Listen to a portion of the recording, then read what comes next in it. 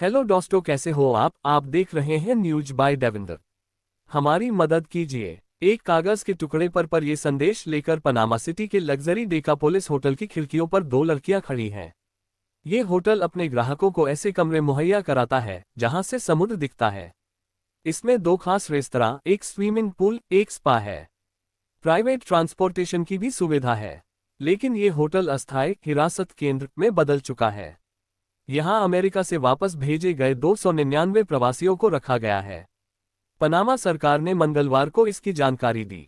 यहां रखे गए कुछ प्रवासी अपनी बांह उठाकर उसे अपनी कलाइयों तक ले जाते हैं और एक खास संकेत बनाकर ये बताते हैं कि उनकी आज़ादी छिन गई है। कुछ लोग संकेत देकर ये कहना चाहते हैं, हम अपने देश में सुरक्षित नहीं हैं। अमेरिकी राष्ट्रपति चुनाव अभियान के दौरान ही डोनाल्ड ट्रंप ने कहा था वो अमेरिका में बगैर वैध दस्तावेज के रह रहे लोगों को वापस भेजने का बड़ा कार्यक्रम चलाएंगे और व्हाइट हाउस में आते ही उन्होंने इसकी शुरुआत कर दी। ट्रंप की इस नीति के तहत अमेरिका से भेजे गए ऐसे लोग पिछले सप्ताह 3 विमानों से पनामा पहुंचे। पनामा के राष्ट्रपति जोस राउल मुलिनो हाल में इस बात पर सहमत हुए कि उनका देश अमेरिका से भेजे गए प्रवासियों के लिए एक ब्रिज कंट्री बनेगा। हालांकि भारत, चीन, उज़्बेकिस्तान, ईरान, वियतनाम, तुर्की, नेपाल, पाकिस्तान, अफगानिस्तान और श्रीलंका के 299 में से सिर्फ 171 प्रवासी ही अपना देश वापस जाने के लिए तैयार हैं। भारतीय दूतावास ने कहा कि भारतीय होटल में सुरक्षित हैं और उन्हें सभी जरूरी सुविधाएं मिली हुई हैं। भारतीय दूतावास की टीम को कॉन्सुला एक्सेस मिल गया है। भारतीय दूतावास उनकी सुरक्षा के मद्देनजर पनामा सरकार के साथ मिलकर काम कर रहा है। लेकिन जो लोग अभी वहां से नहीं जाना चाहते हैं उनका भविष्य और भी अनिश्चित है।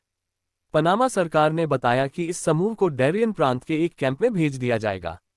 यहां जंगल के रास्ते अमेरिका आने वाले लोगों को अस्थायी तौर पर ठहराया गया है। सामान्य दिनों में पर्यटक इस होटल में आसानी से आ जा सकते हैं, लेकिन यहां पनामा नेशनल एरोनेवल सर्विस के हथियारबंद लोग तैनात हैं और बिल्डिंग के बाहर और भीतर कड़ी सुरक्षा व्यवस्था लागू की गई है। गली से होटलों की तरफ देखने पर खिड़कियों पर कपड़े सूखते दिख जाते हैं। इन कपड़ों में एक पीली बास्केटबॉल जर्सी दिखती है जिस पर नंबर 24 लिखा है। 24 नंबर की जर्सी दिग्गज बास्केटबॉल खिलाड़ी को ब्रायंट पहनते हैं। एक दूसरी खिड़की पर कुछ बड़े और बच्चे अपनी बांह उठाकर हथेलियों को अपने अंगूठे से सटाते हैं। ये मदद मांगने का अंतर्राष्ट्रीय संकेत है। खिड़कियों के कांचों पर लाल अक्षरों में लिखा है, हेल्प अस। 2 नाबालिगों ने अपने चेहरे ढक रखे हैं। उन्होंने सफेद कागज का एक टुकड़ा पकड़ रखा है। खिड़कियों से सटाकर रखे गए इन कागजों पर लिखा है, please save the Afghan girls. Panama में कई साल रह चुकी एक ईरानी महिला ने बताया कि वो होटल के अंदर रह रहे एक प्रवासी के संपर्क में है। उन्होंने बताया कि यहां रह रहे लोग बेहद डरे हुए हैं। उन्हें वापस ईरान भेजे जाने का डर सता रहा है। ईरानी महिला ने बताया कि वो होटल में एक फारसी अनुवादक के तौर पर मदद देने के लिए गई थी, लेकिन होटल वालों ने कहा कि उनके पास पहले ही एक अनुवादक है। हालांकि होटल के सूत्रों ने उन्हें बताया कि ये सच नहीं है। होटल के अंदर रह रहे लोगों को बाहर के लोगों से संपर्क की इजाजत नहीं है। लिहाजा ईरानी महिला ने एक गुप्त फोन से इन लोगों से संपर्क किया था। इस महिला के मुताबिक होटल में रह रहे लोगों ने बताया कि इसके अंदर कई नाबालिग भी हैं। उनकी मदद के लिए कोई वकील मुहैया नहीं कराया गया है। उन्हें खाना खाने के लिए अपने कमरे से बाहर जाने की भी इजाजत नहीं है। मंगलवार को इन प्रवासियों की पहली बार मीडिया में खबर आते ही होटल की सुरक्षा व्यवस्था और कड़ी कर दी गई। प्रवासियों को मिली इंटरनेट सुविधा भी खत्म कर दी गई। डेकापोलिस होटल और पनामा सरकार से इन प्रवासियों की स्थिति जानने के लिए संपर्क किया, लेकिन उसे अब तक कोई जवाब नहीं मिला है। हालांकि पनामा के सार्वजनिक सुरक्षा मंत्री फ्रैंक एबरेगो ने कहा प्रवासियों को होटल से बाहर जाने की इजाजत नहीं है, क्योंकि पुलिस पर पनामा के लोगों को सुरक्षा और शांति मुहैया कराने का दायित्व है। इस सप्ताहांत के दौरान सोशल मीडिया पर पोस्ट किए गए एक वीडियो में एक प्रवासी को फारसी में ये कहते हुए दिखाया गया कैसे उन लोगों को सीमा पार कर अमेरिका पहुंचते ही हिरासत में ले जाया गया। पहले कहा गया है कि उन्हें टेक्सास ले जाया गया, लेकिन अंत में पनामा पहुंचा दिया गया। वीडियो में ये महिला प्रवासी बार बार ये कह रही है कि अगर वो ईरान लौटी तो उसकी जिंदगी खतरे में पड़ जाएगी।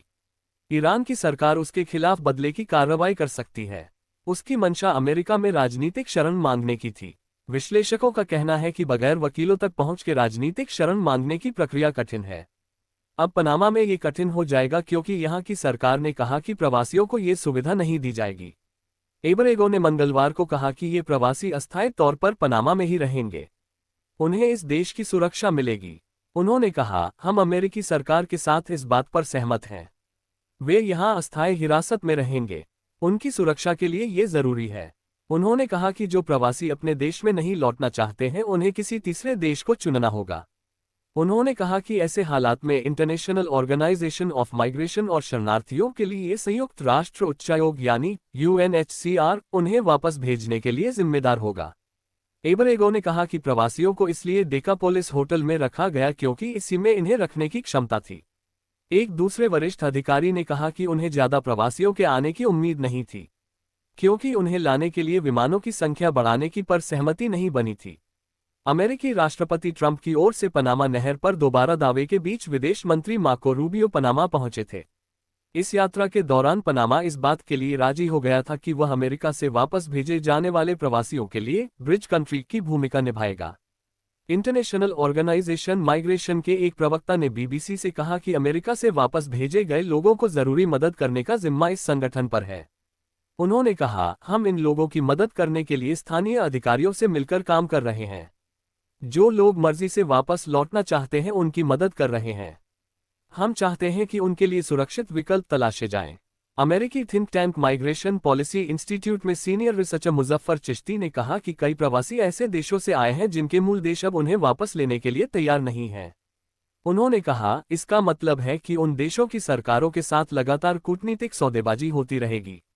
उन्होंने कहा, इन प्रवासियों को पनामा भेजकर अमेरिका अब तस्वीर से बाहर है। अब ये पनामा का सिरदर्द होगा कि प्रवासियों के मूल देश से बात कर उन्हें इन लोगों को वापस लेने के लिए राजी किया जाए।